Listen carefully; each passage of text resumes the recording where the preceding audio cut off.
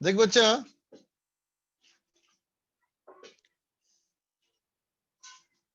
अब आया जाए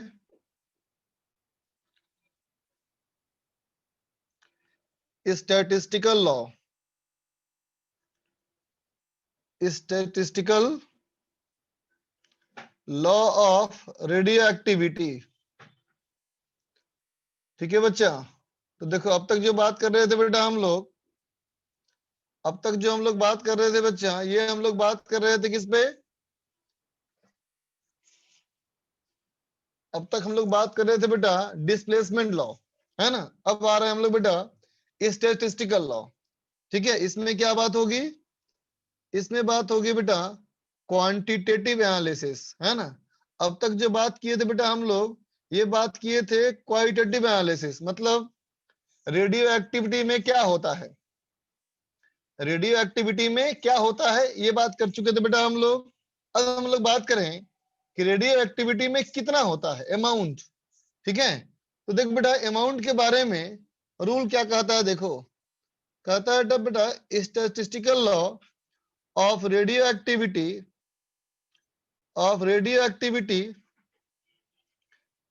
says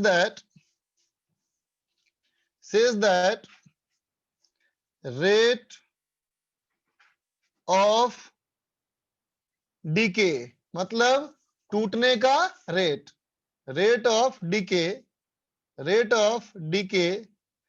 is directly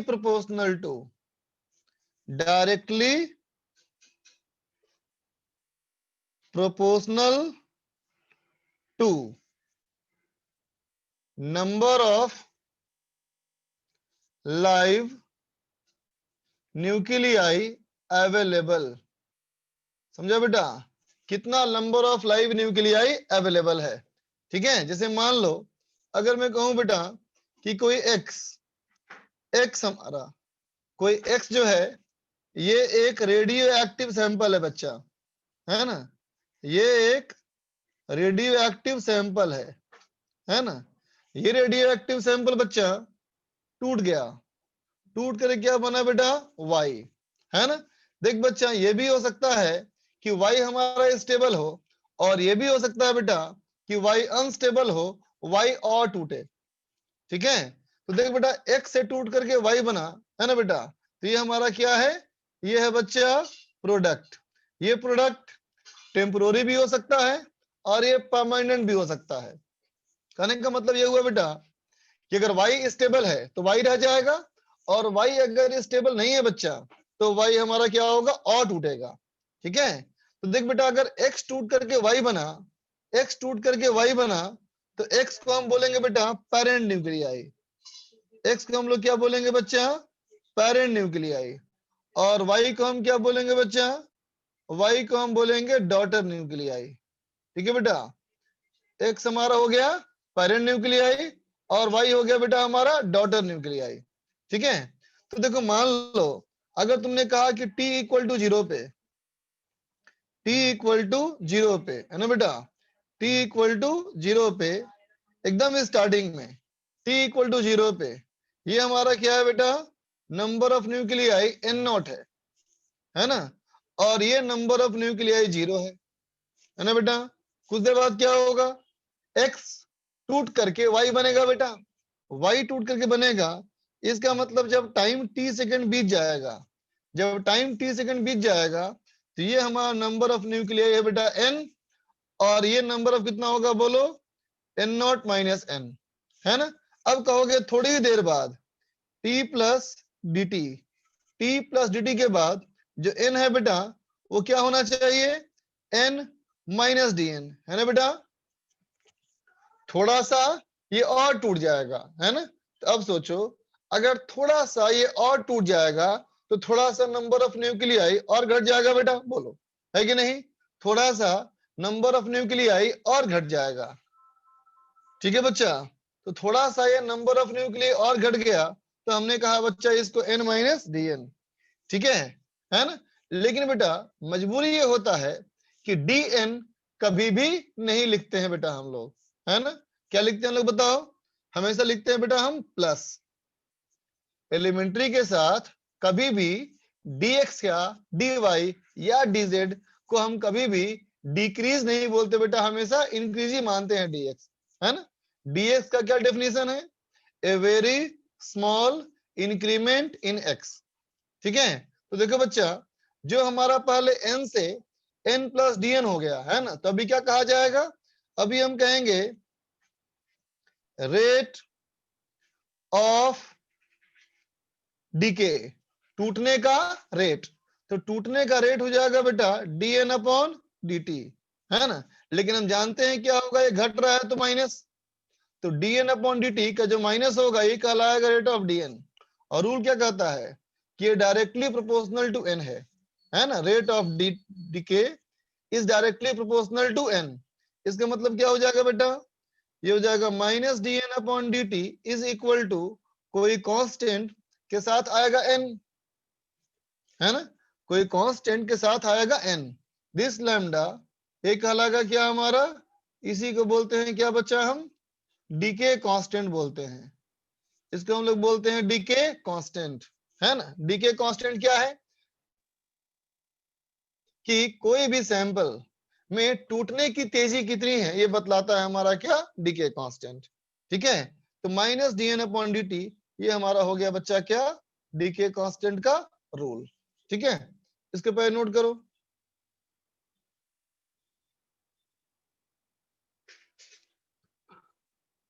नोट करो इसको। युगराज बोलो बेटा।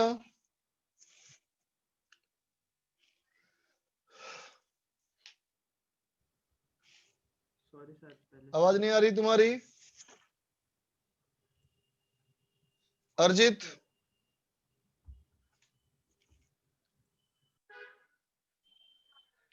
तो पहले से था हैंड रेज। ओके अच्छा। अंकित, हेलो हाँ बोलो बेटा। सर, बोल रहे थे कल का रिकॉर्डिंग नहीं डाले हैं सर आप? कल का अपलोड कर दिया रिकॉर्डिंग? नहीं है सर।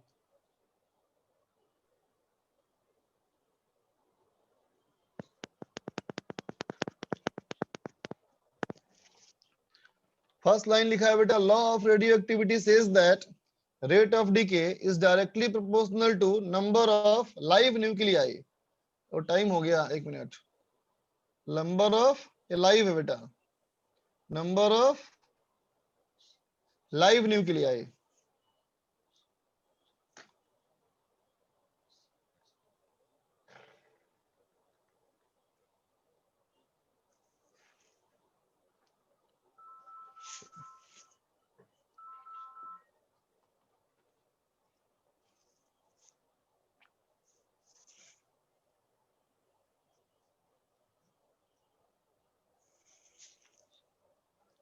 लिख लिया बेटा?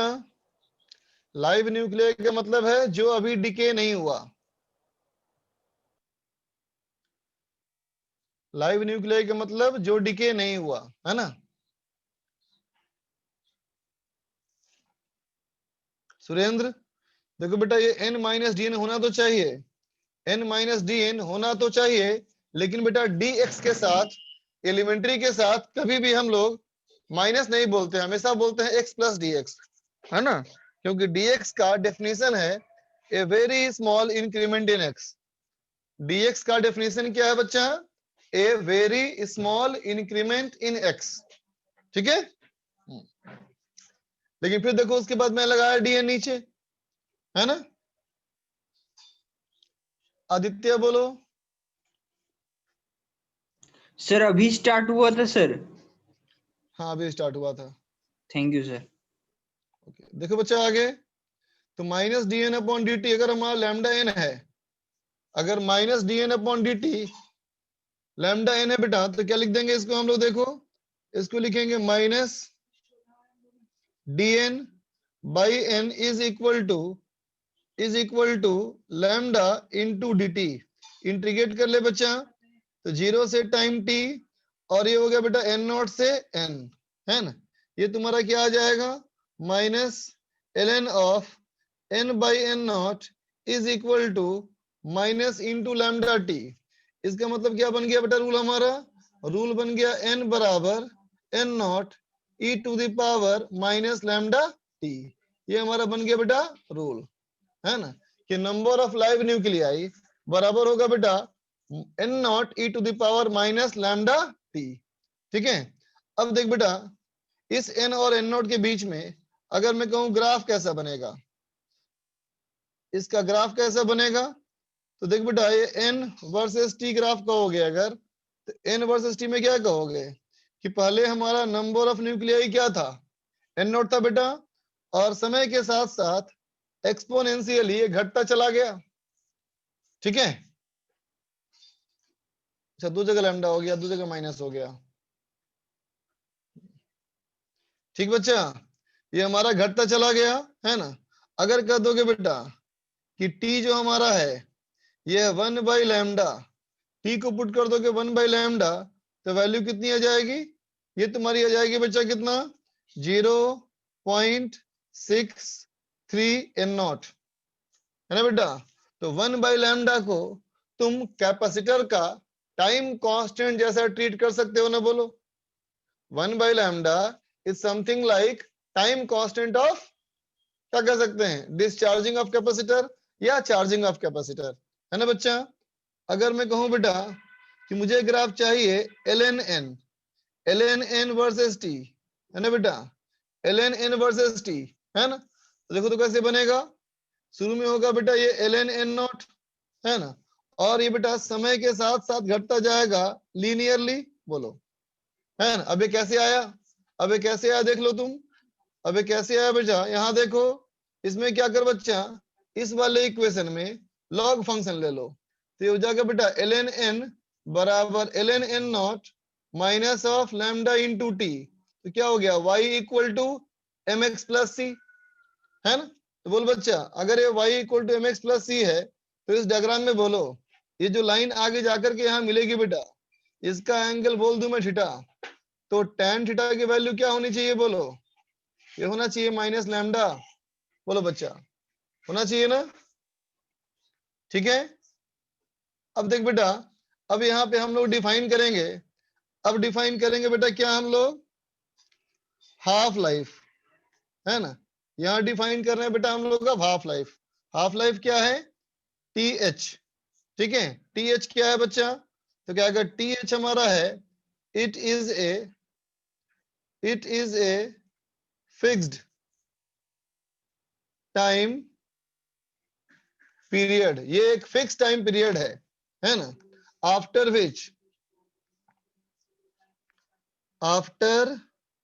विच एवरी टाइम, हर बार number of live nuclei get reduced to half of initial। ठीक है बच्चा, कहने का मतलब यह हुआ कि अगर number of nuclei n not है, तो अगर इसको हम एक हाफ लाइफ का समय देंगे बेटा, तो ये हो जाएगा कितना n नॉट बाई 2। ठीक है, फिर हाफ लाइफ का समय दोगे, है ना, तो अब हो जाएगा t नॉट बाई 4, फिर हाफ लाइफ का समय दोगे बेटा, तो ये हो जाएगा n नॉट बाई 8, है ना। हर बार ये नंबर ऑफ न्यूक्लियाई पहले का आधा हो जाएगा। ठीक है, तो हर बार अगर पहले का आधा हो जाएगा बच्चा, हर बार अगर पहले का आधा हो जाएगा, तो इसको अगर तुम फॉर्मूले में पुट कर लो, कौन से फॉर्मूले में पुट करोगे, तो कहोगे बेटा अगर इसको हम पुट कर लें n बराबर n naught e to the power minus lambda T, है ना बेटा, तो n हो गया बेटा n naught by 2 is equal to n naught e to the power minus lambda, t को पुट कर दिया बेटा हमने t हाफ, तो क्या हो जाएगा t half equal to ln2 divide by lambda. ठीक है, ln2 हमारा कितना होता है बेटा, ये होता है 0.693 डिवाइड बाई लैम्डा। ठीक है, समझा बच्चा, है ना। अब देखो इसी कंडीशन में ध्यान देना बेटा, अगर मैं कहूं एक हाफ लाइफ में, अगर मैं कहूं बच्चा एक हाफ लाइफ में, सॉरी, अगर मैं कहूं बेटा एक हाफ लाइफ में कितना होता है, आधा हो जाता है, तो 2 हाफ लाइफ में कितना होगा बोलो, 2 हाफ लाइफ में कितना होगा बोलो, 1/4। 3 हाफ लाइफ में कितना होगा बोलो, 1/8। 5 हाफ लाइफ में कितना होगा बोलो,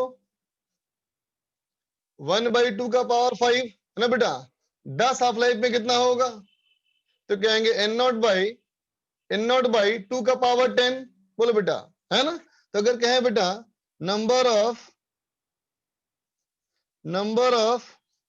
live nuclei after n half life, है ना बेटा। अगर मैं कहूं आफ्टर n हाफ लाइफ तो कितना कहोगे, n इक्वल टू n0/2 का पावर n, बोलो बेटा, है ना। कब, तो कहोगे at t equal to n into T, बोलो बेटा, t equal to n into T, है ना। तो अगर यहां से n की वैल्यू निकाल करके इसमें पुट कर दो तो क्या कर दोगे, n equal to n0 of e to the power, sorry, e to the power 2 का power minus of t/t half, बोलो बेटा, है ना। तो हाफ लाइफ के रूप में फॉर्मूला ऐसा हो सकता है बेटा, और नॉर्मल टाइम के रूप में हमारा फॉर्मूला ऐसा हो सकता है, बोलो। ठीक है, नोट कर लो इसको, ग्राफ ड्रॉ करोगे ना, ग्राफ ड्रॉ कर लो और नोट करो। हाँ बच्चा, ये फर्स्ट ऑर्डर रिएक्शन है, हर्ष बोलो।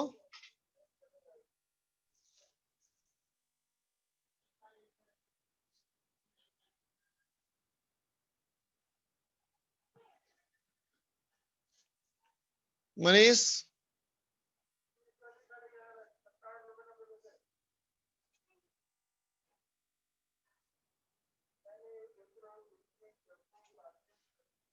सुमित, सर ये एक्सपेरिमेंटल है ना, रेट लॉ क्या बेटा, माइनस कर डी सकते एन बाई हैं। डी टी को इक्वल्स टू लैम्डा हाँ, एन। बिल्कुल बिल्कुल बिल्कुल, फिर उसको प्रूफ नहीं कर सकते, है ना। जी सर। आयुष,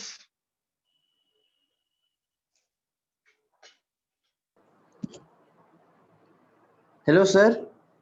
हाँ बोल बेटा। सर ये डीके कांस्टेंट क्या है सर, एक बार बता देंगे?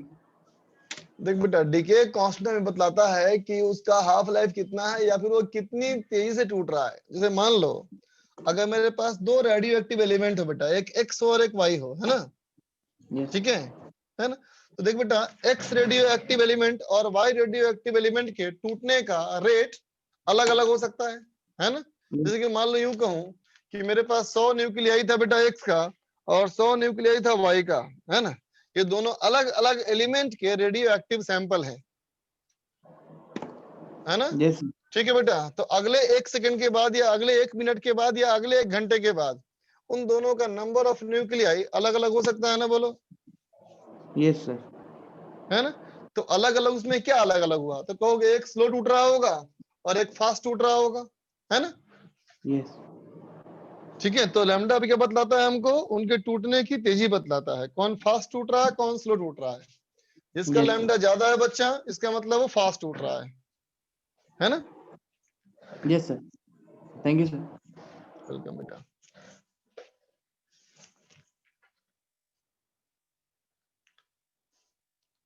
तो बोलो बेटा, हाफ लाइफ और एवरेज लाइफ में कौन बड़ा है, 1/λ बड़ा है छोटा है,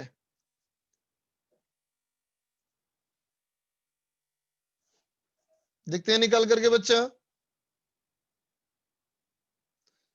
एवरेज लाइफ हमारा क्या है बच्चा, टी ए। एवरेज लाइफ मैंने कहा टी ए, टी क्या है, तो कहेंगे इट इज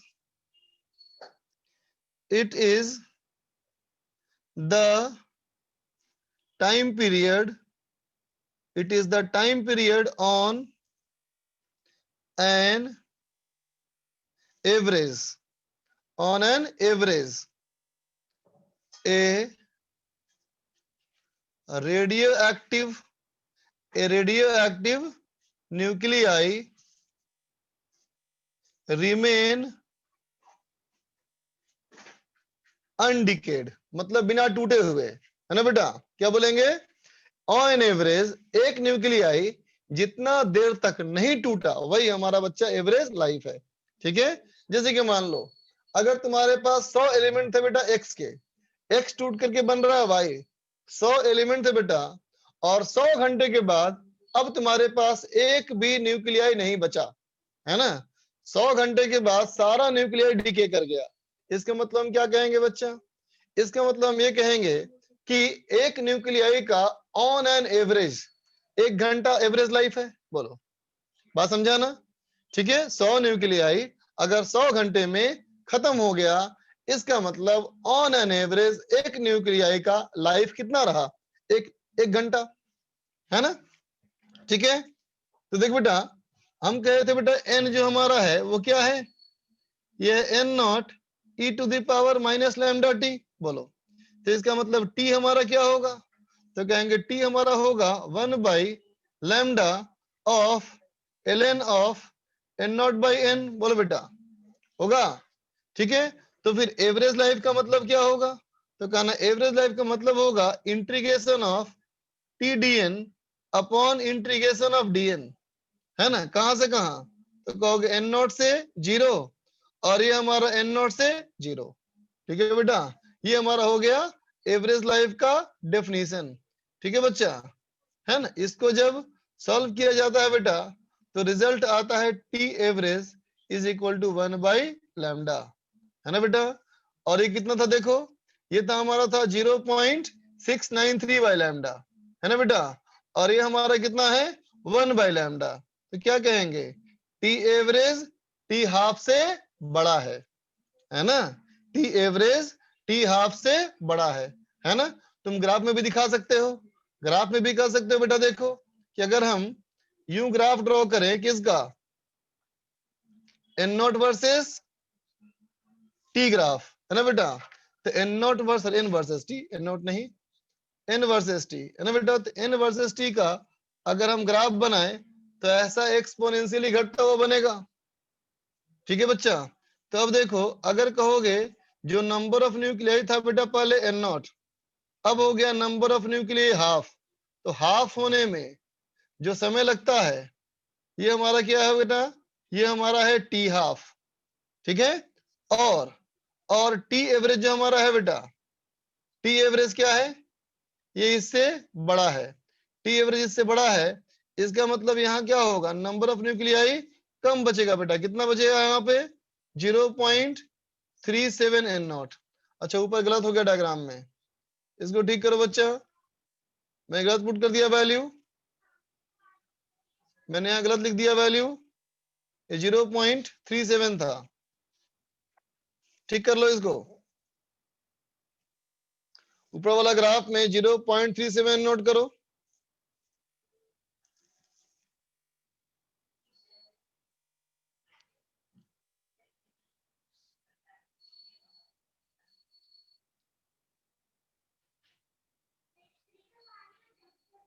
अब ये लिखो, कुणाल बोल बच्चा।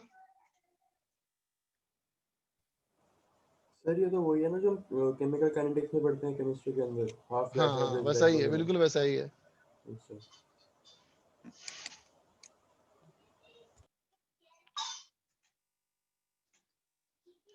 साकेत, निशांत, वीडियो अपलोड तो हो गया ना? कल वाला हो गया था अपलोड, रात में किया था मैंने अपलोड उसको। ठीक है, आज वाला होगा ना सर? हाँ हो जाएगा। ठीक है।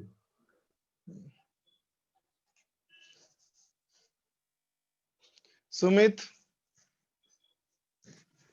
उसमें एंटी न्यूट्रिनो और न्यूट्रिनो पढ़ाए थे ना सर उसमें? हाँ बच्चा। सर उसमें शीट में लिखा है they have spin quantum numbers s equals two plus minus half, इसका क्या मतलब हुआ सही सर? बात, एक प्लस हाफ एक माइनस हाफ होता है, दोनों का उल्टा होता है स्पिन। तभी तो कहते हैं एक को न्यूट्रिनो और एक को एंटी न्यूट्रिनो। है ना। Yes sir. न्यूक्लियस के अंदर भी प्रोटॉन का और न्यूट्रॉन का या पूरे न्यूक्लियस का ही कुछ ना कुछ ये माना जाता है बेटा स्पिन, है ना। हमने कहा था ना कि जब न्यूट्रिनो और एंटीन्यूट्रिनो जूम करना पड़ा वो इसकी वजह से करना पड़ा बच्चा, क्योंकि हमारा रिएक्शन बैलेंस नहीं हो पा रहा था। रिएक्शन बैलेंस किस मामले में नहीं हो पा रहा था कि उसका एंगुलर मोमेंटम कंजर्व नहीं हो पा रहा था, एनर्जी बैलेंस नहीं हो पा रहा था। तो हम लोगों ने यस कहा सर। कि जरूर कोई एंगुलर मोमेंटम लेके बाहर निकल गया, तो हम लोगों ने जी सर। पार्टिकल मान लिए दो, एक का प्लस हाफ एक का minus half. Yes sir. Anshul बोलो। सर वो जो ऊपर में आपने जो राइट साइड में जो ग्राफ बताया था उसमें वो मतलब आधा ग्राफ क्यों बना था, मतलब वो डॉट डॉट डॉट कैसे हो गया वो? कहाँ पे? सर ये सेकंड वाला लाइन ग्राफ क्या? पूरा ये वाला लाइन ग्राफ पे। बोल रहे हो? Yes sir. हाँ बच्चा देखो इसको पूरा लाइफ टिक गया मैंने, क्योंकि तुमने कहा था देखो यहाँ पे कब कब खत्म होता है न्यूक्लियाई, इनफाइनाइट टाइम में खत्म होगा ना, यस सर। बोलो, है ना। और लॉग का रिजल्ट कभी भी नेगेटिव नहीं आ सकता ना, बोलो। Yes sir. इसलिए इस एक्स एक्सिस के नीचे नहीं ले आएंगे हम, डॉट डॉट करके एक्सटेंड कर दिए कि इस लाइन ये आगे बढ़ेगा समय के साथ साथ, ठीक है। ओके।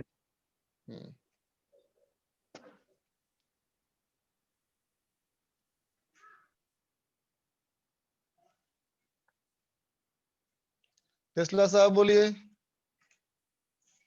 सर थोड़ा ऊपर का रजिस्टर हाफ लाइफ वाला नहीं लिखे थे, ये और ऊपर का बस बस बस बस। निखिल बोलो। सर डाउट क्लियर हो गया सर, सॉरी सर नीचे नहीं। ओके बच्चा कोई बात नहीं। पीयूष। सर मैं ये एवरेज लाइफ का इस वाले में पूछा था सर, इसमें तो पूरा इनफाइनाइट टाइम लगेगा करने में। बिल्कुल बिल्कुल बिल्कुल। तो सर एवरेज लाइफ भी तो इनफाइनाइट होनी चाहिए ना? क्यों बच्चा, वो डिपेंड करता है ना केस कैसा आ रहा है, फंक्शन कैसा है, बोलो। हर फंक्शन का एवरेज तो अलग आता है ना बच्चा। Yes sir. रोशन। सर क्या ये जो फिनोमिना डिफाइन कर रहे हैं सब सर, मतलब अलग अलग, तो ये सर रेडियो एक्टिविटी के लिए ही होगा या फिर फ्यूजन फिजन के लिए भी पढ़ेंगे हम लोग? नहीं, सिर्फ रेडियो एक्टिविटी के लिए डिफाइन कर रहे हैं। Okay sir. Kushagra. Yes sir, मुझे बाइंडिंग एनर्जी में एक डाउट था सर। क्या? मैंने बाइंडिंग एनर्जी में कहा था कि जो एनर्जी न्यूक्लियस बनने में रिलीज होती है वो होता है, तो अपन हाइड्रोजन लें तो उसमें तो एक प्रोटॉन है, तो उसकी क्या बाइंडिंग एनर्जी जीरो होगी? हाँ, उसकी बाइंडिंग जीरो होनी चाहिए लॉजिकली, अगर हम कहें कि सिर्फ एक ही प्रोटॉन है तो। Yes sir. उसे मास डिफेक्ट बहुत कम होना चाहिए, हाँ है ना। ये हमारी मैथमेटिक्स का एक कहना है बेटा, लेकिन थोड़ा बहुत होता है, एनर्जी बहुत कम होता है। अच्छा ओके सर, यही था। सौरभ। सर ये एवरेज लाइफ का फंक्शन कैसे आया है? ये फंक्शन देख बच्चा, कोई भी मैथमेटिक्स का एवरेज, कोई भी मैथमेटिक्स का average y function of x होना, ठीक, तो y के एवरेज का ही डेफिनेशन होता है बेटा, इंटीग्रेशन ऑफ y dx आ गया अपॉन सर, आ गया इंटीग्रेशन ऑफ dx, ठीक है। Thank you sir. वेलकम बेटा। चलो आगे देखें बेटा, नेक्स्ट टर्म डिफाइन कर रहे हैं। नेक्स्ट टर्म डिफाइन कर रहे हैं बेटा हम एक्टिविटी, ठीक है। एक्टिविटी लिख रहे हैं हम कैपिटल A, ठीक। एक्टिविटी का मतलब क्या होता है, तो कहोगे एक्टिविटी का मतलब होता है रेट ऑफ डिके। एक्टिविटी का मतलब होता है रेट ऑफ डिके, टूटने का रेट, है ना। इसका मतलब एक्टिविटी A इक्वल टू क्या हो गया, तो कहेंगे ये हो गया बेटा माइनस dn अपॉन dt। बोलो, एक्टिविटी का मतलब अगर रेट ऑफ डिके है, इसका मतलब A should be equal to minus dn upon dt, है ना बेटा। इसका मतलब ये कितना होना चाहिए, लैम्डा n, है ना।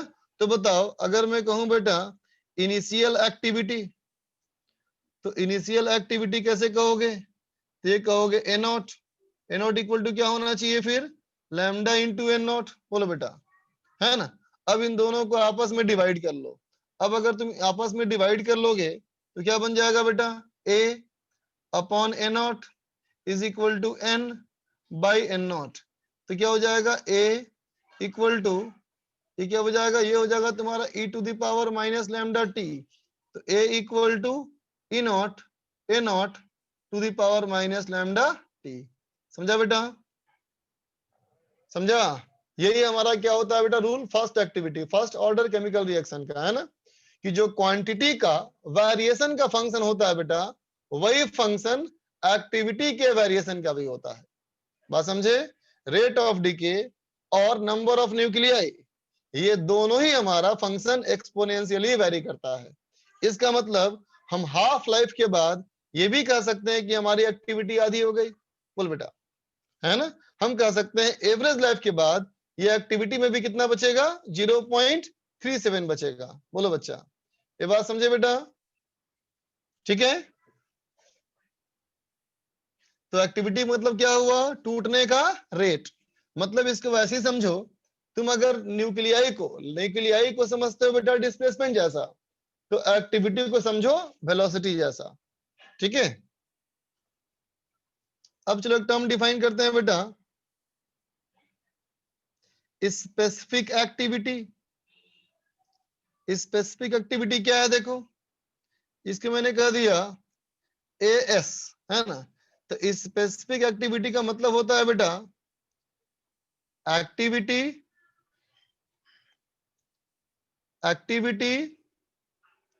Per unit mass of radio active sample. ठीक है बेटा, activity per unit mass of radio active sample. इसका मतलब ए स्पेसिफिक इक्वल टू क्या हो जाएगा, तो क्या आएगा, एक्टिविटी पर यूनिट मास, है ना। तो देख बेटा, एक्टिविटी पर यूनिट मास का मतलब क्या हुआ, तो कहोगे ए डिवाइडेड बाई एम। एम को ऐसे बोल सकते हैं बेटा एन इंटू एम नॉट। बोलो एन क्या है, एन क्या है, एम नॉट क्या है। एन हमारा है बच्चा नंबर ऑफ मोल, और एम नॉट हमारा है बेटा मोलर मास। ठीक है, इसको ऐसे बोल सकते हो बेटा A divided by N by N A. बोलो बेटा इनटू एम नॉट। बोलो बेटा एन ए क्या है, बोलो एवोगाड्रो नंबर। बोलो बेटा एन ए क्या हो गया हमारा, एवोगाड्रो नंबर। अब बताओ बेटा, इसको ऐसे बोल सकते हैं, ए जो हमारा है ये क्या था, ए ये था बच्चा लैम्डा इंटू एन, है ना, और ये हमारा क्या हुआ N by N A into M naught, है ना। तो क्या बच गया, N cancel, lambda into N A by M naught, है ना बेटा। तो अब बताओ ये फंक्शन कांस्टेंट है बेटा कि वेरिएबल है, फंक्शन कांस्टेंट है कि वेरिएबल है, कांस्टेंट है ना बेटा। ठीक है, तो क्या कहोगे, एक्टिविटी किसके बारे में बतलाता है, तो कहेंगे activity is all about rate of decay and it may be नहीं, it is, and it is different for same sample, है ना बेटा, same sample at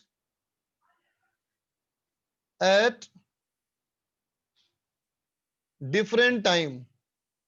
समझा ना, एक ही सैंपल का अगर तुम बेटा एक्टिविटी निकालोगे, है ना, एक ही सैंपल का अगर तुम एक्टिविटी निकालोगे तो अलग अलग टाइम पे उसकी एक्टिविटी अलग अलग आएगी, है ना। वेयर एज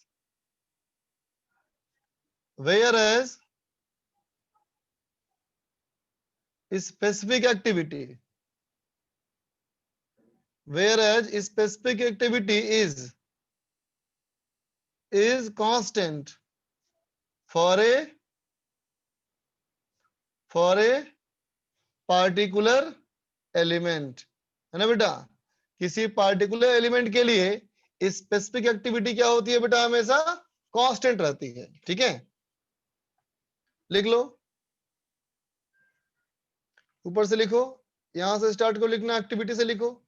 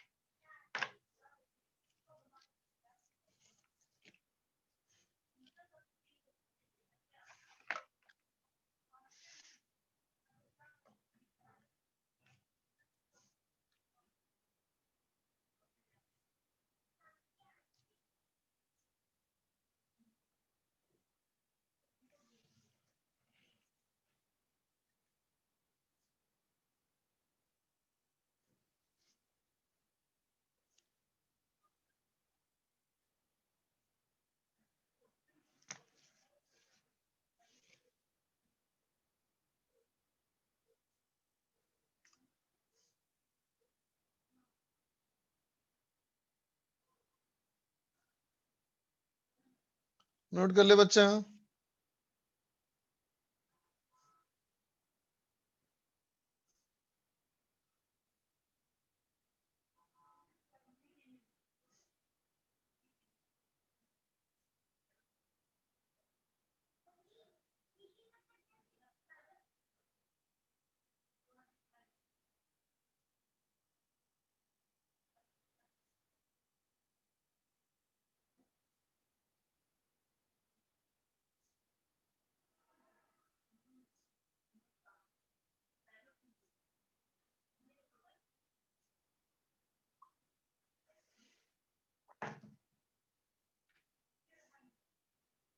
लास्ट पॉइंट लिखा है बच्चा, activity is all about rate of decay and it is different for same sample at different time, whereas specific activity is a constant for a particular element.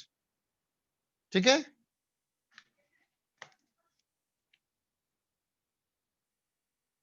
हो गया बच्चा?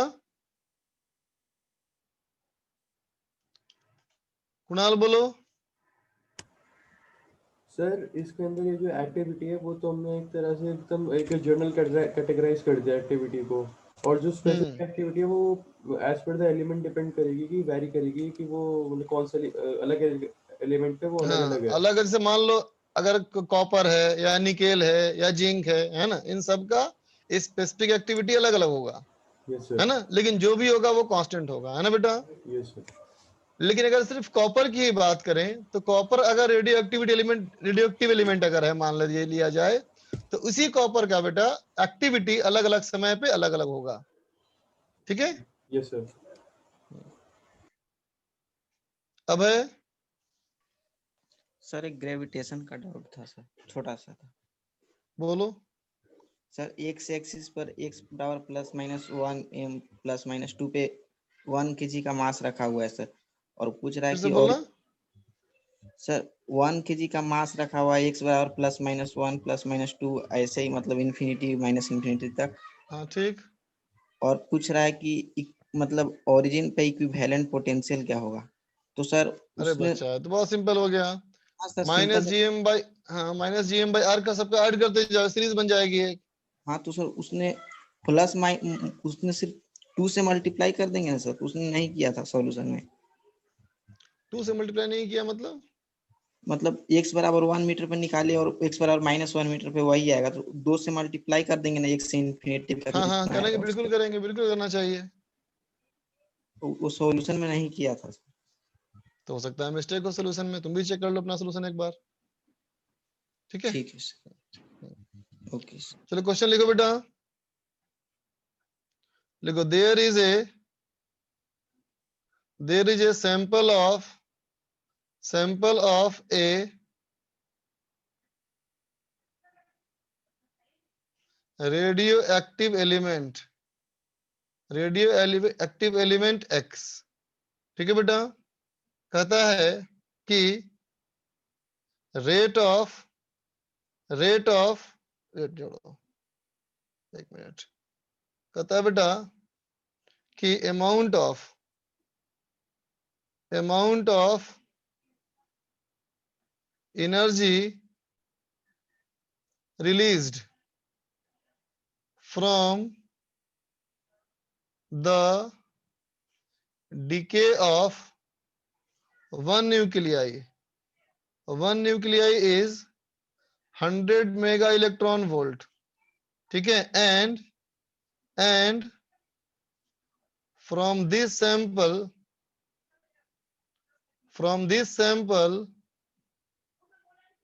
rate of energy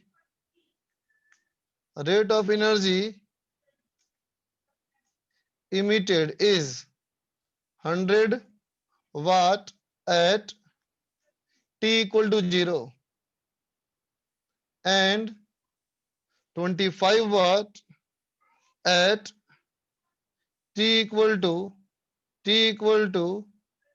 10 year, है ना बेटा। तो first part पूछता है बेटा find rate of decay at t equal to 0। B कहता है बेटा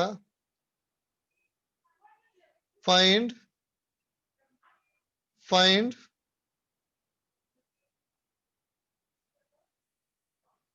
half life and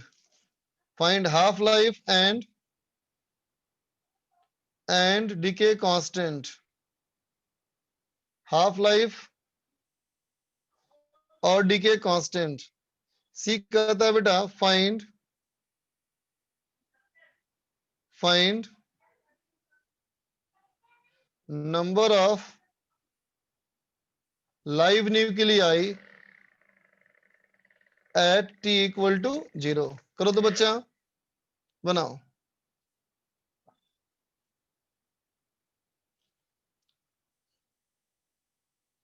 एकाग्र बताता हूं बेटा, वेट करो।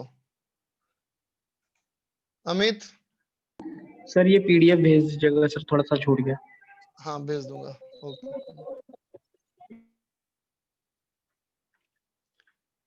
प्रियांश सर इसकी यूनिट क्या होगी?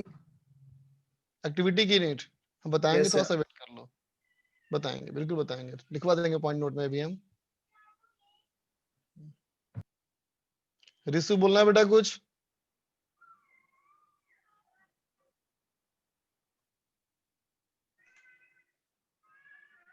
नसीर चला गया।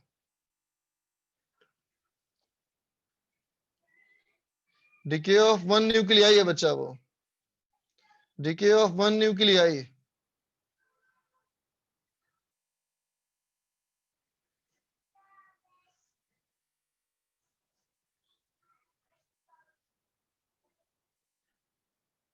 नरेश नहीं, खत्म नहीं हो पाएगा आज,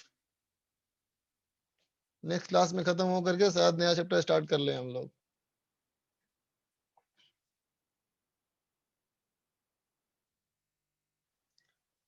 बनाओ बेटा, सवाल बनाओ।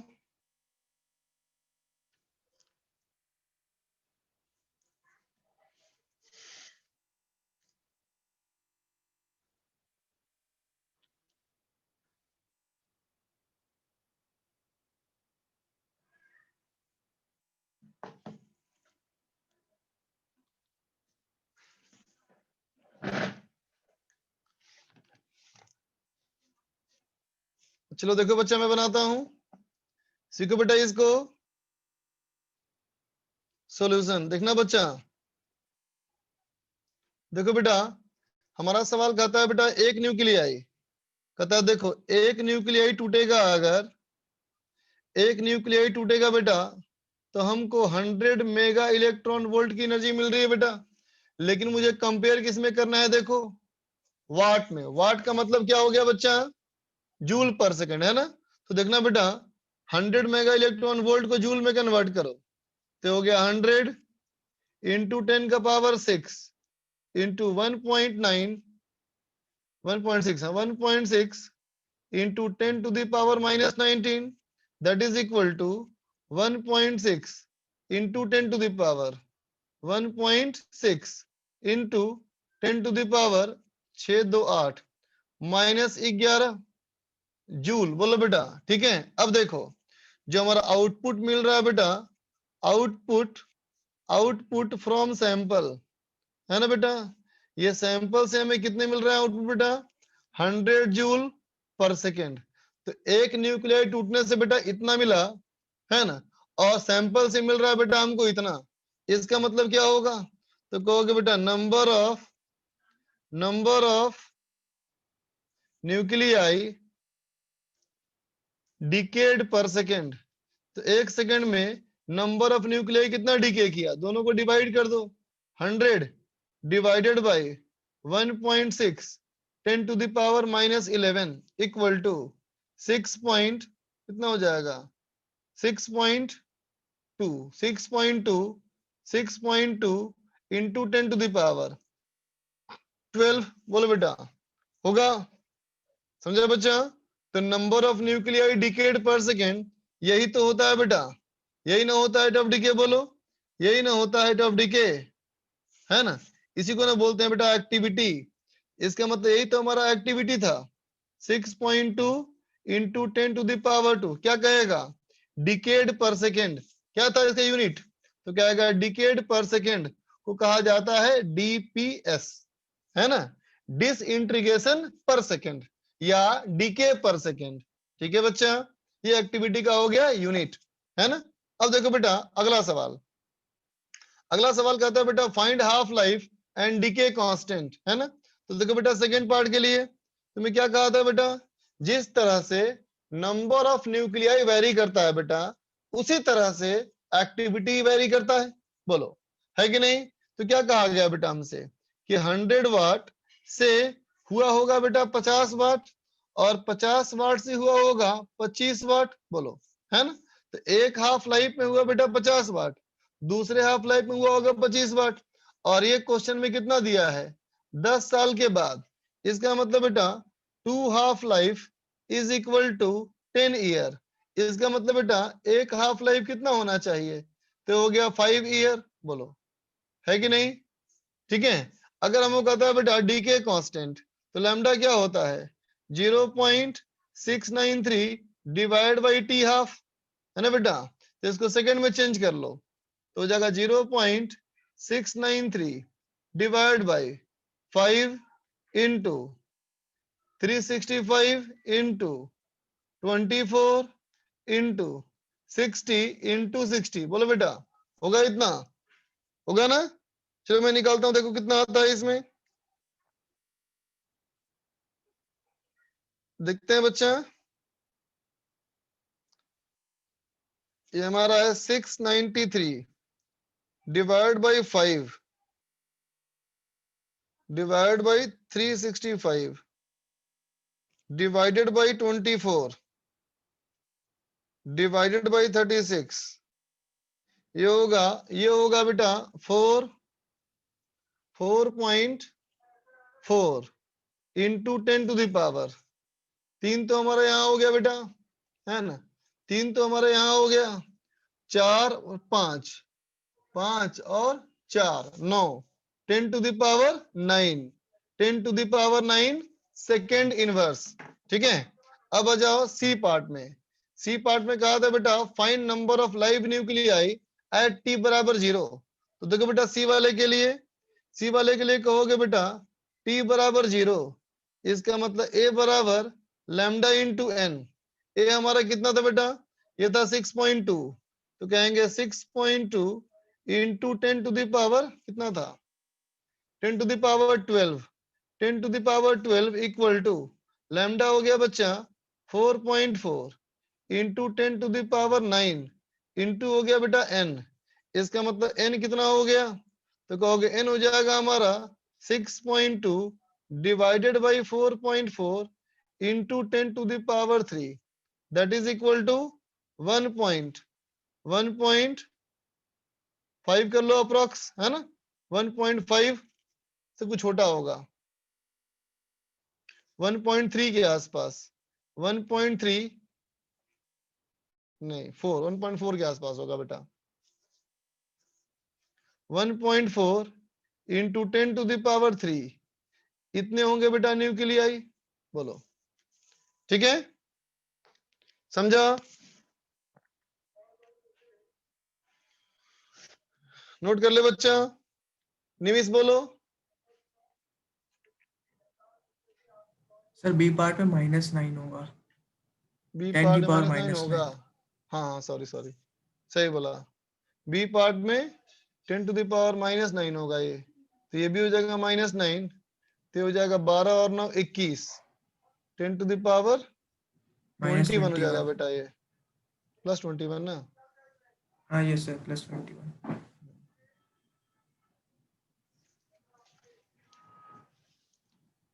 लिख ले बेटा।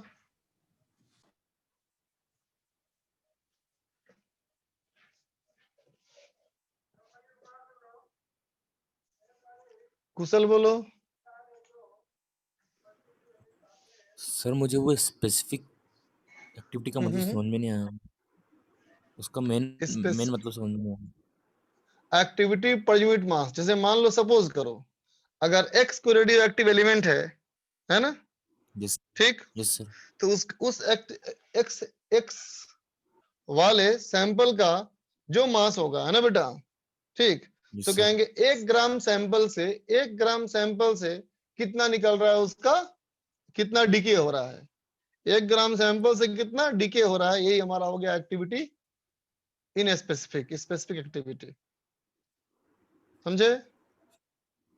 सर जैसे क्लियर डेफिनेशन नहीं समझ में आ हुआ? रहा है, पर अच्छा ये पहले समझ में बताओ आया कि वो एक्टिविटी क्या है, समझ में आया? कौन-सी एक्टिविटी समझ में आया?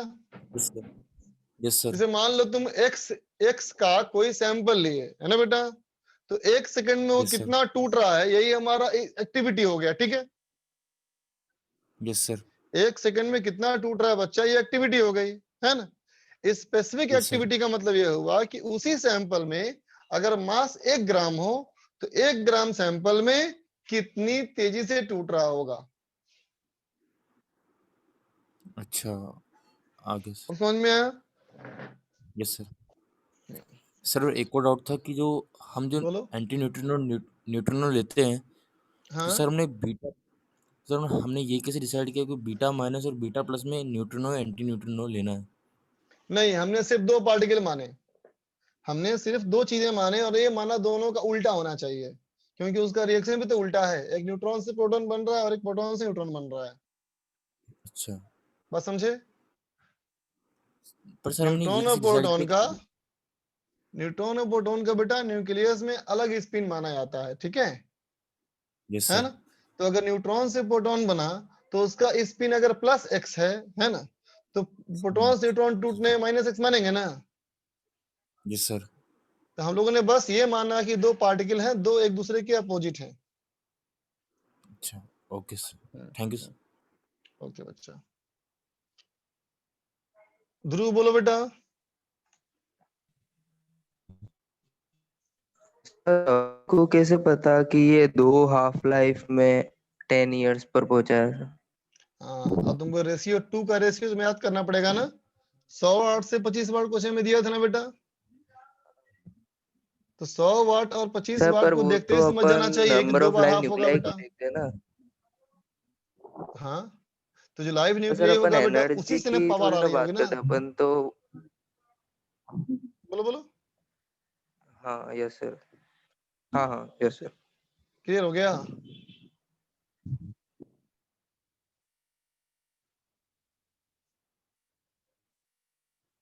चलो सवाल देखो। नेक्स्ट क्वेश्चन कहता है बेटा, क्वेश्चन कहता है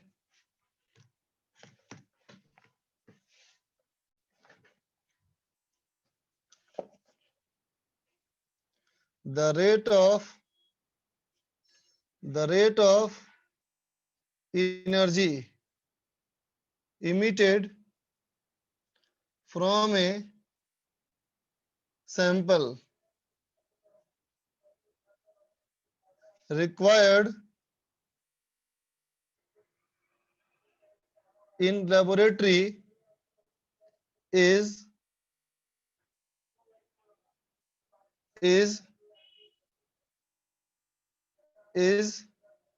128 times 128 times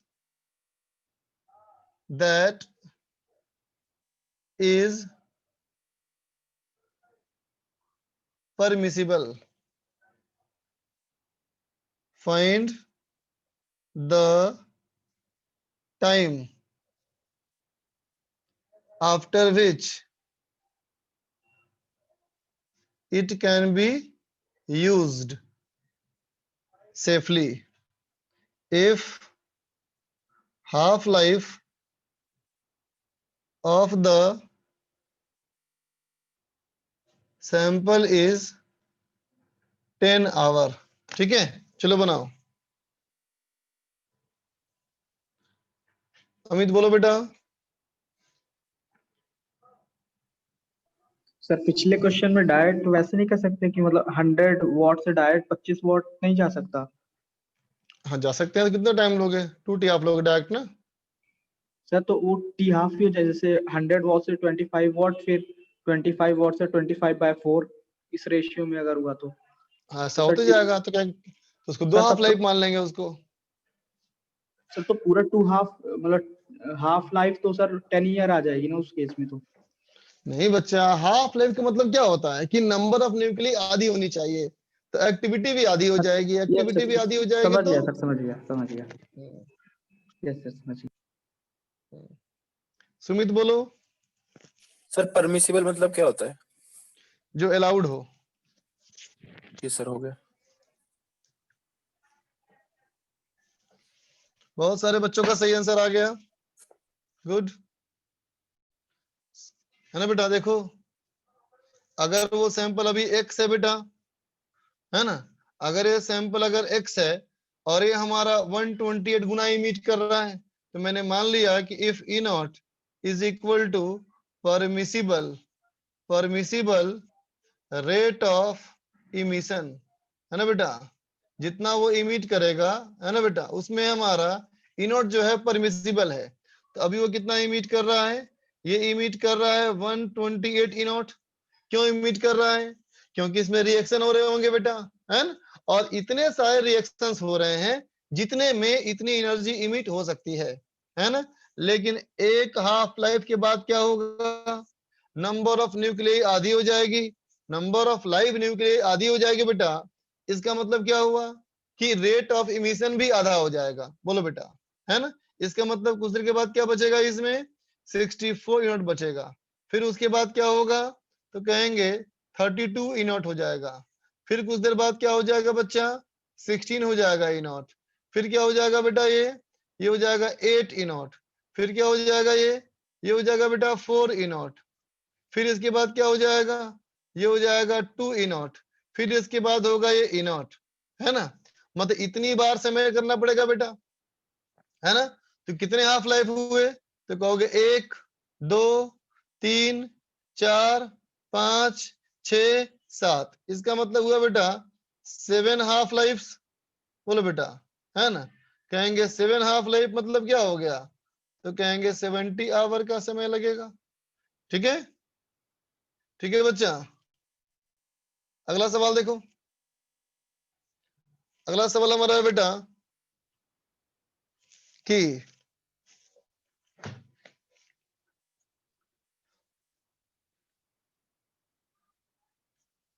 a factory produces a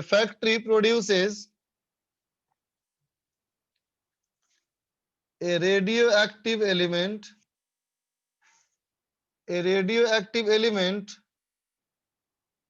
Q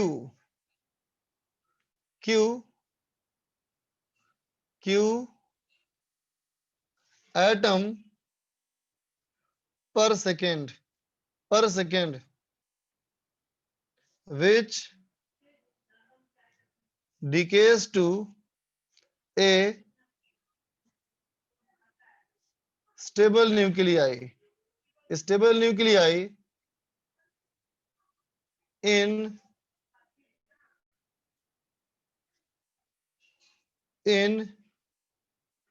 decay constant lambda। ठीक है, फर्स्ट पार्ट कहता है find maximum number of nuclei in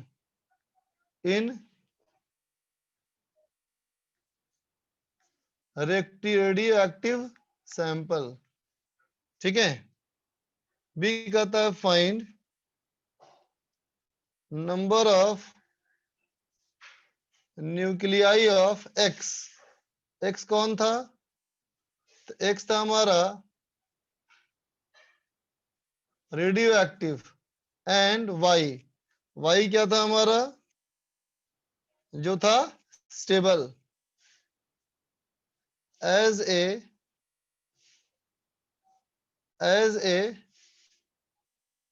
function of time. चलो बनाओ। हाँ बेटा करेंगे डिस्कस, इस सवाल के बाद करते हैं डिस्कस। बनाओ तुम इसको। सिद्धिका बोलो। सर इससे पहले वाला क्वेश्चन समझ में नहीं आया सर, इसकी लैंग्वेज ही समझ नहीं आई, क्या करना है? जैसे मान लो, इमेजिन करो कि तुम कोई एक्सपेरिमेंट कर रही हो, ठीक है बच्चा? हाँ सर। तुम कोई एक्सपेरिमेंट कर रही हो, जिस एक्सपेरिमेंट करने के लिए तुम्हें एक पार्टिकुलर एलिमेंट की रिक्वायरमेंट है। चलो मान लेते हैं जिंक की रिक्वायरमेंट है ना बेटा? तुम्हें एक जिंक की रिक्वायरमेंट है जो कि रेडियो एक्टिव है ना? हाँ, और तुम्हारे घर में तुम कहीं से वो सैंपल जुगाड़ी, जैसे मान लो तुम जुगाड़ी हो उसको 10 ग्राम सैंपल का एक पैकेट है, वो पैकेट तुम लेके आई लेबोरेटरी में, है ना? हाँ, लेकिन बेटा अगर वो रेडियो एक्टिव है तो उससे एनर्जी निकल रहा होगा ना? Yes sir.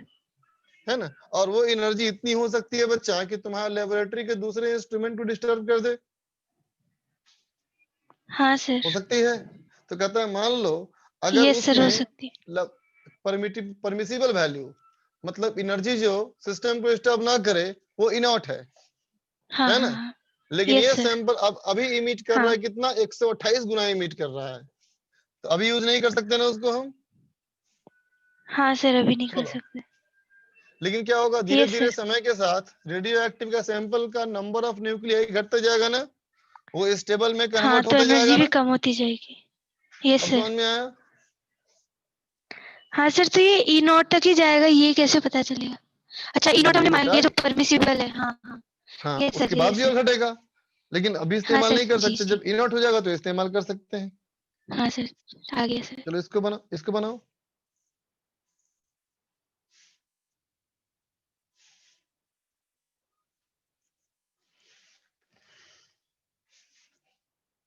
ए का आंसर क्यू होगा। कंप्लीट करो सुमित, इनकम्प्लीट है। हाँ अमर्थ का सही है फर्स्ट का आंसर, अमर्थ का फर्स्ट में आंसर सही है। सुमित तुम कंप्लीट करो, तुम आधे ही बनाओ इसको। नहीं बेटा मनीष गलत तुम्हारा। हाँ हर्ष का सही है। Repeat B part. बीट कहता है बेटा find number of nuclei of X and Y. X और वाई दोनों का नंबर ऑफ न्यूक्लियाई निकालना है बेटा, as a function of time निकालना है। हर्ष बेटा क्यू का पावर नहीं होगा, क्यू बाय लैम्डा होगा। ये उसका भी सही है। चलो बच्चा मैं ही बनाता हूं, देखो।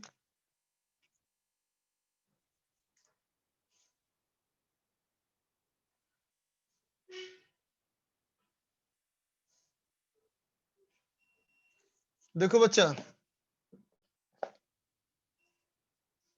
देखना बच्चा सॉल्यूशन में कहता क्या है कि ये हमारी फैक्ट्री मान ले बेटा, ये हमारी ये कोई फैक्ट्री, ठीक है? इससे बन रहा है हमारा क्या बेटा? एक्स। इससे बन रहा है बेटा एक्स, और एक्स से टूट करके बन रहा है बेटा वाई, ठीक है? ये जो एक्स हमारा है ये रेडियो एक्टिव है ना? लेकिन वाई जो हमारा है ये बेटा ये स्टेबल है, ठीक है? तो देखो बेटा क्वेश्चन में कहता क्या है कि फैक्ट्री से जो बन रहा है बेटा एक्स, वो कितना बन रहा है? ये बन रहा है बच्चा क्यू न्यूक्लियाई पर सेकेंड, है ना बेटा? लेकिन बच्चा एक्स से भी टूट करके वाई बन रहा होगा, बोलो x से भी तो टूट करके y बन रहा होगा ना, बोलो। ठीक है, तो अगर मैं कहूं कि मान लो ये हमारा t बराबर 0 पर, एकदम टाइम 0 पे, ये भी 0 था बेटा और ये भी 0 था, लेकिन t सेकंड के बाद इसका नंबर ऑफ न्यूक्लियाई nx है और इसका नंबर ऑफ न्यूक्लियाई कितना है, ny है ना। तो क्या कहोगे, अभी हमारा x से y में कितना कन्वर्ट हो रहा होगा, तो कहेंगे x से y में कन्वर्ट हो रहा होगा लैम्डा nx के रेट से। बोलो बच्चा, x से y में कन्वर्ट हो रहा होगा किसके रेट से बच्चा, लैम्डा nx से। बोलो, बात समझे बेटा। अब क्या कहोगे, देखो कहोगे अगर मैं कहूं बेटा dnx by dt number of nuclei of x with time कितना, तो कहोगे इधर से तो बन रहा है बेटा प्लस क्यू की वजह से बढ़ रहा है ये, है ना, लेकिन इसके वजह से क्या हो रहा है, घट रहा है वो, तो माइनस लैम्डा इंटू nx। बोलो बेटा, होगा। ठीक है, तो अब अगर मैं आऊं बेटा फर्स्ट पार्ट के लिए, तो फर्स्ट में कहोगे ना कि अगर number of nuclei of x ये मुझे मैक्सिमम करना है, इसका मतलब तो ये हुआ कि dnx अपॉन dt 0 हो जाएगा। बोलो, मैक्सिमम मिनिमा कॉन्सेप्ट, इसका मतलब q minus lambda nx equal to 0, इसका मतलब बेटा nx equal to q by lambda. बोलो, यही इसका मैक्सिमम होगा। ठीक है ना। अब आते हैं बेटा बी वाला पार्ट में। बी वाला पार्ट में देखो, कहेंगे बेटा dnx बाई dt, ये हमारा कितना था बेटा, ये था q माइनस लैम्डा nx, तो ये बोल सकते हैं बेटा dnx by q minus lambda nx equal to dt integration. ठीक है, 0 से टाइम t और ये 0 से nx, तो ये क्या निकल गया बेटा, nx। बोलो, ठीक है ना। अब मुझे चाहिए बेटा ny, सुनना ध्यान से। तो देखो बेटा इस डायग्राम में अगर मैं कहूं कि सिर्फ फैक्ट्री को देखो और x को देखो, सिर्फ फैक्ट्री को देखो बेटा और x को देखो, है ना, एक सेकेंड में अगर ये बनाया q न्यूक्लियाई, तो बताओ t सेकेंड में वो कितना बना चुका होगा। बोलो बेटा, t सेकेंड में फैक्ट्री से यहाँ कितना बन चुका होगा, फैक्ट्री से x कितना बना चुका होगा ये, तो बोलोगे ना बेटा q इंटू टी। बोलो, है कि नहीं। और जितना ये बनाया होगा बेटा वही तो टूट करके x बना होगा और y बना होगा। बोलो, है ना, जो ये बनाया होगा वही तो टूट करके बेटा x और y बना होगा ना। इसका मतलब क्या बोल सकते हैं बेटा कि nx plus ny is equal to q into T. बोलो, है ना, इसमें nx पुट कर देना तो ny निकल जाएगा। बोलो बेटा, बात समझ में आ गई। हर्ष बोलो। सर ए वाला थोड़ा कम समझ में आया। कौन सा वाला, फर्स्ट वाला कि सेकंड वाला? Sir A first A part, ठीक। देखो बेटा डायग्राम को देखो, तो ऊपर डायग्राम बनाया मैंने, सबसे ऊपर में यस सर, फैक्ट्री से बन रहा है बेटा x और x से बन रहा है y, है ना। यस सर, देखो बेटा फैक्ट्री को y से कोई मतलब नहीं, यस सर नहीं है। हाँ फैक्ट्री को तो y से कोई मतलब नहीं, फैक्ट्री तो बेटा हर सेकंड में q न्यूक्लियस बनाता जा रहा है एक्स के, है ना, और x से टूट करके y बन रहा है ना। ठीक, तो बेटा x से टूट करके जो y में बनेगा बेटा ये क्या होगा, लैम्डा इंटू nx ने बेटा बोलो dn अपॉन dt। बोलो, यस सर, है कि नहीं। तो मैंने मान लिया किसी भी टाइम t पे अगर इसमें नंबर ऑफ न्यूक्लियाई nx है बेटा और इसमें नंबर ऑफ न्यूक्लियाई ny है ना, तो अभी क्या हो रहा होगा, x से टूट करके y बन रहा होगा कितने रेट से, lambda N X. Yes sir, अब तो आ गया। यस सर, आ गया। ठीक है। Yes sir, thank you.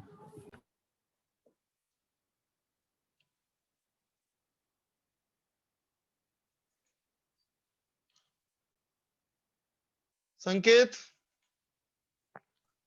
Sir second part थोड़ा समझ में नहीं आया सर। अच्छा फर्स्ट पार्ट क्लियर है ना। हाँ यस सर, अभी हो गया। तो देखो इस वाले को ही मैंने यहाँ पे लिखा, ठीक है सर। अब q माइनस nx को नीचे कर लिया, इंटीग्रेट कर देंगे निकल जाएगा बेटा nx। हाँ yes sir, okay sir, thank you sir. Anshul, sir वो nx plus ny equals to q कैसे कर दिया आपने? तो बोला कि उसको उससे कोई मतलब नहीं है ny को q से। हाँ बेटा ठीक है, बिल्कुल सही बात। हम कहेंगे फैक्ट्री को वही से कोई मतलब ही नहीं, फैक्ट्री को किससे मतलब है? x से, यस सर। है कि नहीं? तो फैक्ट्री ने x को कितना नंबर ऑफ न्यूक्लियर दिया टोटल? 30 सेकंड में कितना दिया? q इंटू टी दिया। Yes sir. और x ने उसमें से कुछ न्यूक्लियर खर्च करके क्या बना दिया? y बना दिया। Yes sir. है ना? तो अभी जितना x होगा, जितना y होगा, है ना बेटा, ठीक उतने ही नंबर ऑफ न्यूक्लियाई फैक्ट्री ने बनाया होगा ना, बोलो। Yes sir. ये बात समझे? Yes sir. Yes sir.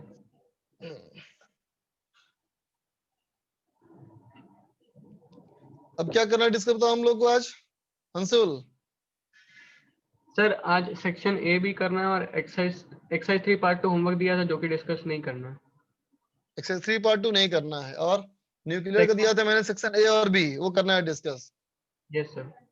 तो हम लोग क्या करते हैं डिस्कस? 1 करते हैं कि 2 करते हैं? पार्ट 1 या पार्ट 2 करते हैं डिस्कस?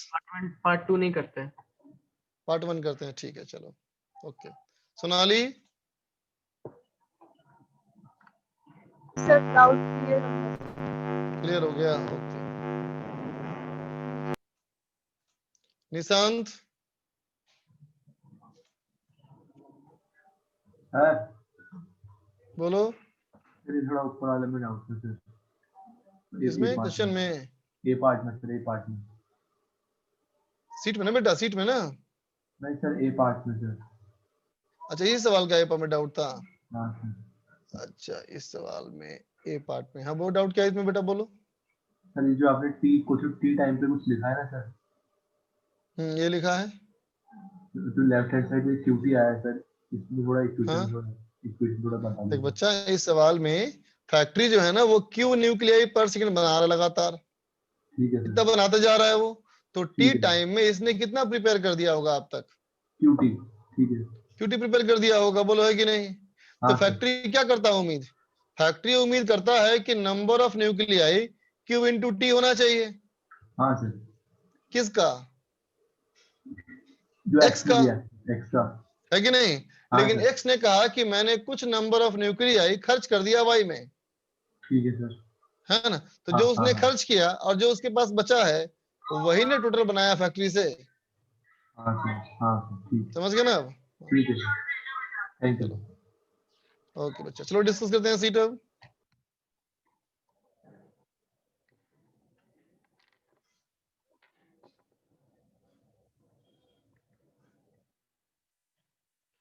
बोलो बेटा, सेक्शन ए में क्या डाउट है?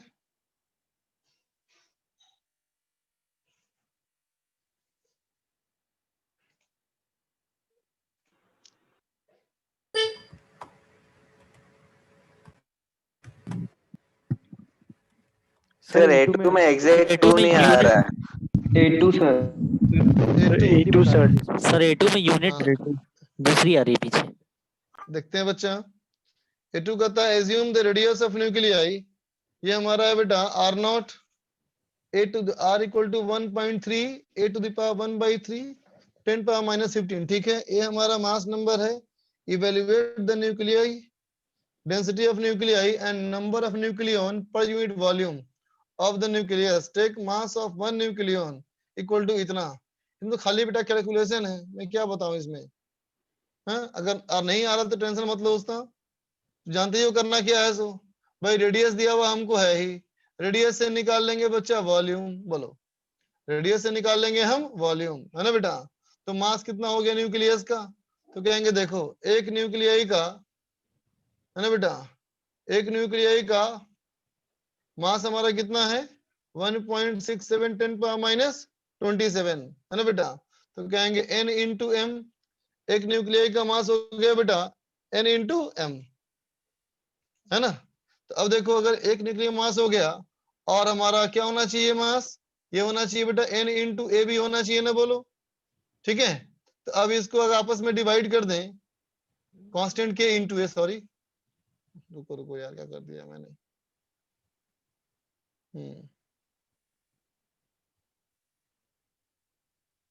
एक मिनट,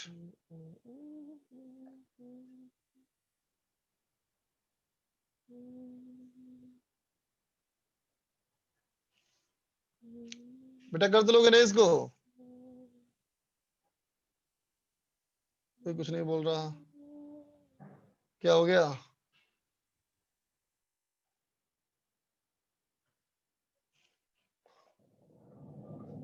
अनम्यूट ऑल तो किया ही था मैंने भाई,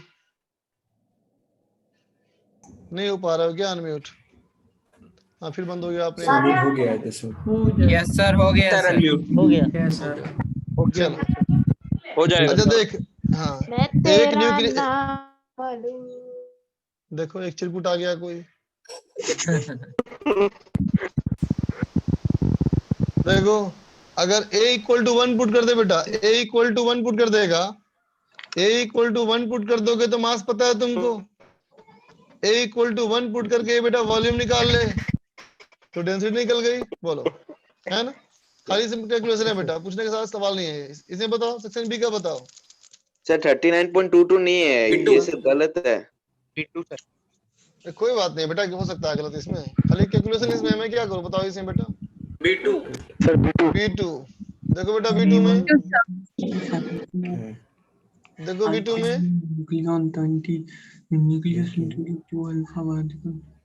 कहता है सवाल में कि find the energy required for the separation of neon nucleus into 2 alpha particle and A carbon nucleus. कहता है बेटा ऐसा रिएक्शन लिखो कि नियॉन टूट करके बना कार्बन और 2 हीलियम बना, है ना। ये था बेटा 10-20 है ना, ये हमारा आ जाएगा 6-12 और ये हो जाएगा 2-4, है ना। बोलो देखो सही है ना, 8-12-20 ठीक है, 4-6-10 ठीक है। अब कहता है देखो क्या, known that binding energy per nucleon of 10 इतना, तो पहले इसका निकाल लिया जाए बाइंडिंग एनर्जी।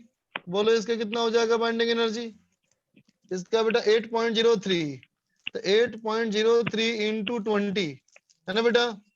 अब इसका निकालो बाइंडिंग एनर्जी, कितना हो जाएगा, बी कार्बन इक्वल टू इसका दिया है 7.68 इंटू 12। अब इसका निकाल लो binding energy, binding of helium कितना हो जाएगा, ये 7.07 इंटू हो गया बेटा 4 बोलो बेटा, इंटू 4 इंटू 2 क्यों किया, 2 मॉलिक्यूल ठीक है। दो तो क्या मॉलिक्यूल कहोगे, है। हाँ एनर्जी रिक्वायर्ड कितना हो गया, तो क्या कहोगे, पहले का binding energy 8.03 into 20 minus of, इन दोनों को माइनस कर ले बेटा, तो 7.68 इंटू 12 प्लस 7.07 इंटू 4 इंटू 2 कर लोगे ना सर। आगे बोलो। Part 2 sir. पार्ट 2 का B4 बता दो प्लीज। B4 बता दो सर। A2 एक मिनट B4 पार्ट 2 में A1 F4 चाहिए, A2 चाहिए ना सर A2 देखो A1 स्टेबल A1 चाहिए। The mass number of nucleus is, nucleus का मास नंबर क्या होता है, always less than atomic number, गलत न रहे, ज्यादा होता है ना हमेशा, always more than atomic number. ये हाइड्रोजन के लिए गलत हो जाएगा ना, हाइड्रोजन के लिए गलत हो जाएगा ना बेटा, हाँ इक्वल टू एटॉमिक नंबर, ये सिर्फ हाइड्रोजन के लिए सही है ना। डी हमारा बेस्ट है। A2 में आओ, stable nucleus that has radius 1/3 of osmium. यहाँ तो लगाना बच्चा formula R equal to R0 A power 1/3। बोलो फॉर्मूला है ना, ये फॉर्मूले को लगाओ निकल जाएगा। B1 sir B4 sir B4 A5 बताइएगा सर। A5 B1 A5 में तो याद ही करना है बच्चा, सर सारे A5 फोर्स एक क्लास जैसे नोट्स में लिखवाया है सर। नोट्स में है वो। B2 B2 देखो, B4 B2 को बता रहा हूँ, पहले B2 देख लो बच्चा। Which of the following is a wrong description of binding energy of a nucleus? Nucleus के बाइंडिंग एनर्जी के लिए कौन सी बात गलत है। पहला, it is the energy required to break a nucleus into constituent nucleons, ये तो सही है, न्यूक्लियस को तोड़ने के लिए एनर्जी। दूसरा कहता है energy released when the free neutron combine to form a nucleus, ये भी तो सही है बेटा। It is the sum of rest mass energy of its nucleons minus the rest mass energy of nucleus. सही बात बोलो। Yes sir. क्या कहा था? Mass defect into C square, ये भी सही है ना? ठीक है। और चौथा कहता है it is the sum of kinetic energy of all the nucleons. क्या अंदर में न्यूक्लियॉन्स को मोशन मानते हो बेटा? नो ये तो नहीं मानते हो ना। B4 देखो सर B1 देख B1 भाई कहता है A is the mass number if the mass number A increases binding energy per nucleon. तो ग्राफ देखना बेटा, पहले बढ़ता है फिर घटता है ना, डी आंसर होगा ना, A पे डिपेंड करता है कहने का मतलब हो गया सर। B4 देख बेटा, B4 कहता है एटॉमिक वेट ऑफ बोरोन इतना ग्राम पर मोल, लेकिन इसमें दो तरह के आइसोटोप्स हैं। इसका मतलब इन दोनों का जो एवरेज हमारा है बेटा वो इतना है, यही कहने का मतलब हुआ। तो कहता है दोनों का नंबर ऑफ न्यूक्लियाई का रेशियो चाहिए। तो क्या होता है एवरेज मास नंबर का फॉर्मूला? एवरेज मास नंबर का फॉर्मूला होता है बेटा पहले का मोल इंटू पहले का मास नंबर, फिर दूसरे का मोल दूसरे का atomic mass number divide by m1 plus m2। बोलो बेटा, उल्टा कर दिया, n1 प्लस n2 ना, ये होता है n1 प्लस n2 होता है बेटा, ठीक है, divide by n1 plus n2। ये हो गया तेरा 10.81, ये हो गया बेटा n1 इंटू हमारा है बच्चा कितना, एक था हमारा 10 और एक था 11, 10 plus n2 into 11 by n1 plus n2 कर लोगे ना। अब रेशियो निकालना है n2 का। आगे का होमवर्क, आगे का होमवर्क में मॉडर्न फिजिक्स का पार्ट 4 बचा था। मॉडर्न फिजिक्स का पार्ट 4 बचा हुआ है। अच्छा मॉडर्न फिजिक्स में क्या बचा? यस सर वो आज होना था डिस्कस। मॉडर्न फिजिक्स में एक्सरसाइज 1 पूरा हो गया था complete. Yes sir. Yes sir. Exercise 2 में पार्ट 1 हो गया था। Yes sir. 3 भी हो गया। पार्ट 3 भी हो पार्ट 2 पार्ट 3 हो गया है। पार्ट 2 नहीं हुआ। पार्ट 2 नहीं हुआ है। पार्ट 4 आज डिस्कस होना है। चलो पार्ट 2 पार्ट 4 दे रहा हूँ कल के लिए होमवर्क, है ना। और न्यूक्लियर में सेक्शन सी दे रहा हूँ होमवर्क, ठीक है। Section C. अच्छा ये बताओ मुझे टीपीपी का टारगेट कहाँ तक पूरा हो चुका था हम लोग का? पहले 32 तक कर चुके थे हम लोग।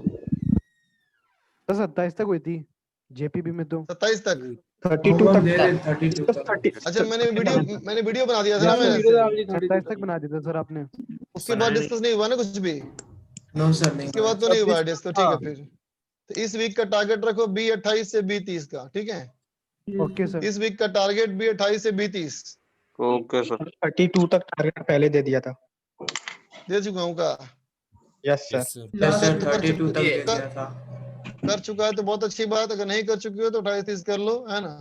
मैं शनिवार को डिस्कस करूंगा। अच्छा तुम लोग का टेस्ट है ना इस बार संडे को? No sir. नहीं है 22 को। हाँ तो सैटरडे या संडे को मैं या तो लाइव क्लास में कर लूंगा या बना के डाल दूंगा वीडियो, ठीक है। चलो सर मॉडर्न फिजिक्स और न्यूक्लियर में एक दिक्कत आ रही है सर। क्या बोलो? सर पूरा एक्सप्रेशन सही बना लेता हूँ सर, पता नहीं कैलकुलेशन में हर बार कहाँ गलती हो जाती है सर। हाँ थोड़ा कैलकुलेशन टफ है बेटा इसका, थोड़ा लेंथी होता है इसका कैलकुलेशन, है ना। लेकिन एक बात गौर करोगे ना, जब भी एक्सरसाइज 3 करोगे तो पाओगे कि एग्जाम में जो क्वेश्चंस आते हैं ना बेटा उसके डाटा बड़ा अच्छे होते हैं डाटा। तो कैलकुलेशन एक आध दो बार ही ऐसा आया है कि बहुत कॉम्प्लिकेट रहा हो। सर एक क्वेश्चन आपने कराया था ना सर कि वो मैग्नेटिक फील्ड वगैरह में, मैग्नेटिक फील्ड भी आपने दिया था जिसमें सर, हाँ वो सर 2014 में जेईई मेन में आया था सर। तो मतलब उस क्वेश्चन में मतलब इतना डाटा का यूज हो रहा था सर, हमसे हो नहीं रहा था वो। कभी कभार ऐसा होता है बेटा, कभी कभार ऐसा होता है। तो कुछ एग्जाम में क्वेश्चन देखो बच्चों को फंसाने के लिए भी होते हैं कि बच्चे वहां टाइम वेस्ट कर जाएं। तुम्हें अपना स्मार्ट काम करना है। ऐसे क्वेश्चंस को जब लग गया कि इसमें गंदा कैलकुलेशन है, छोड़ दो पहले उसको, है ना। गंदा कैलकुलेशन वाले सवाल तभी करना है जो तुम्हारे पास टाइम हो, है ना, ठीक है, ठीक तभी करना है वो। जब सारा तुम्हें सवाल आते हो, वो तुम कर चुके हो, है ना, तब करना, उसमें हाथ लगाना होता है। Yes sir. सर एक डाउट है सर मॉडर्न फिजिक्स में सर। क्या बोलो? सर अगर अपने पास कोई एटम है और वो सर फर्स्ट स्टेट में है, अगर उसको फोर्थ हाँ स्टेट में जाना है तो डायरेक्ट 1 से 4 जाता है या फिर 1 से 2, 2 से 3, 3 से 4? नहीं देखो बेटा, टेक्निकली 1 से 2, 2 से 3, 3 से 4 तो नहीं होता है, 1 से 4 ही आता है बेटा, है ना। लेकिन क्वेश्चन में पूछ सकता है ना? और आपने कहा था ना सर कि क्वेश्चन टाइम में क्या करते हैं सर अपन फिर? क्वेश्चन डायरेक्ट में एक ही पूछ बोलते सकता है हैं। कि बता, क्वेश्चन में पूछ देगा कि 1 से 2 जाने में इतना एनर्जी लगा है, तो बताओ 2 से 3 जाने में कितना एनर्जी लगेगा, ये पूछ नहीं सकता है सर, मैं सवाल, एनर्जी लेकिन हम के लिए जानते नहीं हैं। पूछ रहा हूँ, मैं तो सिर्फ इतना पूछ रहा हूँ कि कितने तरीके होते हैं 1 से 4 जाने के। 1 से 4 जाना है अपन को तो कितनी 1 लाइन्स से 4 मिलेंगी? जाने का एक ही तरीका हो सकता है, 1 to 4 बस डायरेक्ट, और कोई तरीका नहीं हो सकता।